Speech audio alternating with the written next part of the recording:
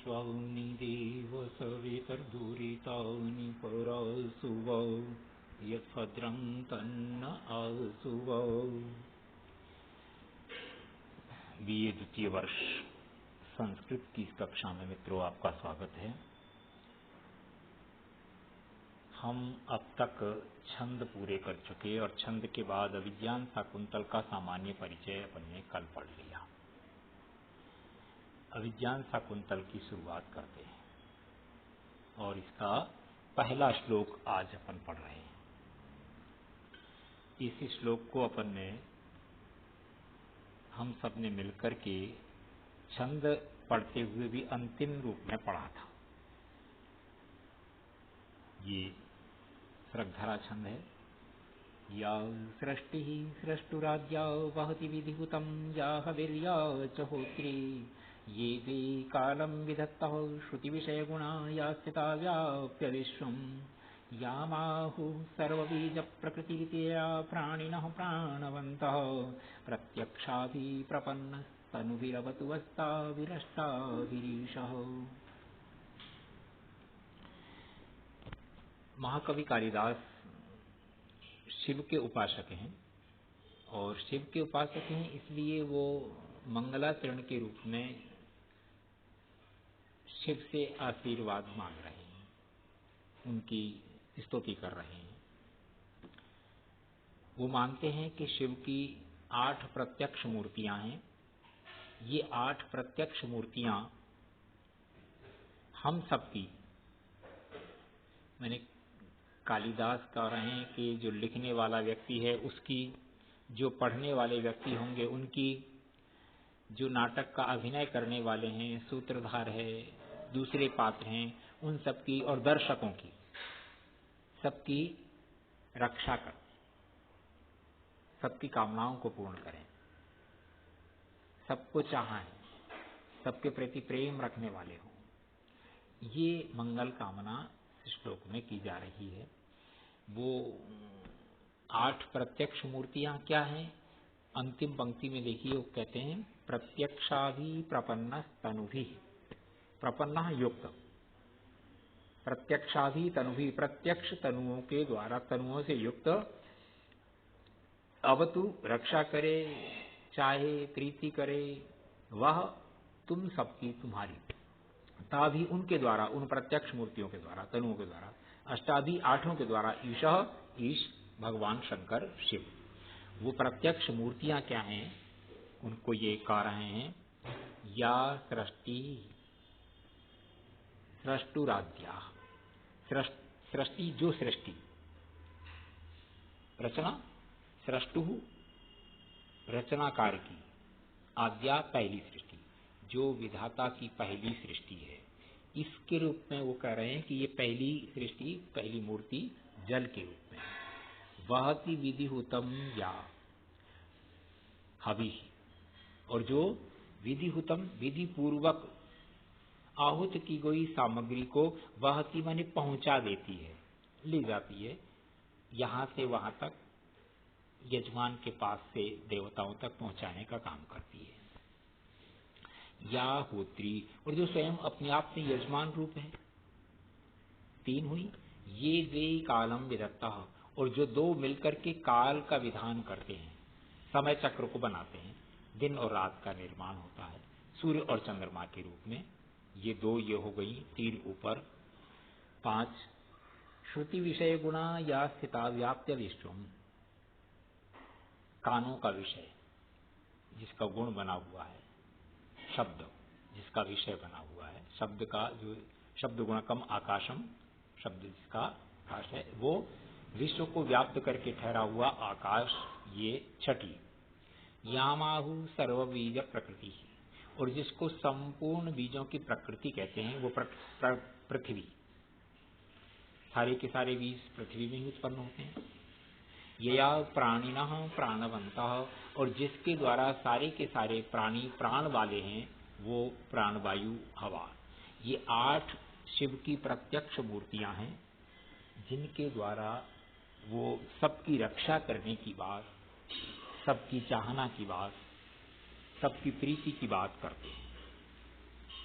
अब अपन इसके एक एक शब्द को अन्वय की दृष्टि से देखें तो जो अन्वय दे रखा है नीचे आपके इसमें भी आपको दिखाई देगा, या सृष्टि आद्या, या सृष्टु आद्या सृष्टि, जो रचनाकार की पहली रचना है इसको जल के रूप में कहा गया है। शिव की जलमयी मूर्ति अर्थात शिव की वो मूर्ति जो जल स्वरूप है। या विधिहुतम हवि वहति, जो विधि पूर्वक आहुति की गई सामग्री को वहति प्राप्त कराती है, पहुंचाती है, देवों तक पहुंचा देने वाली है, वो अग्नि, अग्नि रूपी मूर्ति। दूसरी या च होत्री, और जो स्वयं होता के रूप में है, यजमान है। ये वे कालम विदत्तः, जो दो काल का विधान करते हैं, विभाजन करते हैं, रात्रि और दिन का विभाजन करते हैं, वो सूर्य और चंद्र। श्रुति विषय गुणा, श्रुति शब्द जिसका विषय गुण है इस प्रकार का, जो विश्वम व्याप्य स्थिता, संपूर्ण विश्व को व्याप्त करके स्थित है, ये आकाश रूपी मूर्ति। या सर्वबीज प्रकृति ही, और जो संपूर्ण बीजों की प्रकृति है, अर्थात सारे बीज जहाँ पर जन्म लेते हैं, उत्पन्न होते हैं, वह पृथ्वी रूपी। इति आहु यया प्राणिनः प्राणवन्तः, और जिसके कारण से सारे ही प्राणी प्राण वाले हैं, प्राण वायु ग्रहण करते हैं, वो हवा, ताभि प्रत्यक्षाभि, उन प्रत्यक्ष अष्टाभि 8 तनुओं, मूर्तियों, शरीरों के द्वारा प्रपन्ना शरीरों से युक्त ईशः, ईश भगवान शंकर, वह आप सबकी अवतु रक्षा करे। ये 8 जो है, इन 8 को अपन सामान्य स्थिति में वसु भी कह सकते हैं। संसार के जितने प्राणी हैं इन 8 के कारण से ही बसते हैं, रहते हैं, निवास प्राप्त करते हैं। वसंती, जिसके कारण से बसते हैं, इसलिए उनको वसु कहा जाता है। तो महाकवि कालिदास इन 8 के द्वारा सबकी रक्षा करने की मंगल कामना करते हैं। ये मंगलाचरण का एक रूप है। एक चीज और इसमें वस्तुनिष्ठ की दृष्टि से दिखाई दे रहा है कि सूचना दी जा रही है, सर्वबीज प्रकृति ही। दूसरे शब्दों में अपन ये कहें कि इसमें कालिदास शकुंतला का एक बहुत सामान्य सा निर्देश कर रहे हैं कि शकुंतला इतनी सुंदर है कि जो विधाता की पहली सृष्टि है, अर्थात इतनी सुंदर रूप में इससे पूर्व और इसके बाद कोई रचना नहीं। और इसी को कुछ लोगों का, व्याख्याकारों का, आलोचनाकों का मानना है सर्वबीज प्रकृति कहकर के, जो सर्वदमन भरत का पहला नाम था, बचपन का, जन्म का नाम, उस सर्व की प्रकृति है, अर्थात सर्वदमन ने वहां से जन्म लिया है। ये सामान्य जो सूचनाएं हैं उनके आधार पर ये बात कही जा रही है।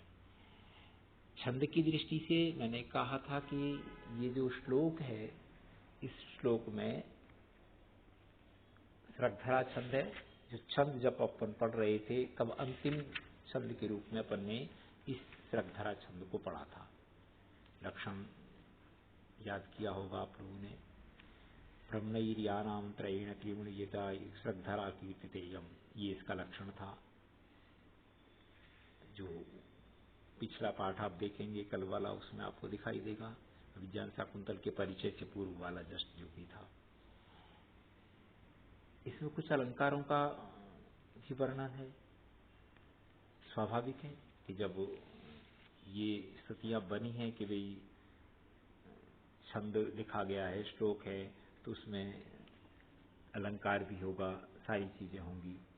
वस्तुनिष्ठ जो चीजें हैं वो आशीर्वाद के, जो मंगलाचरण के 3-4 रूप होते हैं, उनमें एक आशीर्वादात्मक होता है, एक नमस्कारात्मक होता है, एक वस्तु निर्देशात्मक होता है। ये जो मंगलाचरण है इसको नाटक की भाषा में नांदी पाठ भी कहते हैं। नांदी का सीधा अर्थ जिसमें नंद पुनरदि समृद्ध धातु से बनेगा, तो आनंद की प्रतीति के रूप में जहाँ अभिव्यक्त की जाती है उसको नांदी पाठ। तो ये आशीर्वादमक रूप में लिया जाता है। कभी जो है शिव की 8 मूर्तियों से प्रार्थना कर रहा है कि वो हमें नंदित करें, सबकी रक्षा करें, इसलिए इसको नांदी कहा जा रहा है। ये एक सामान्य सी चीज है।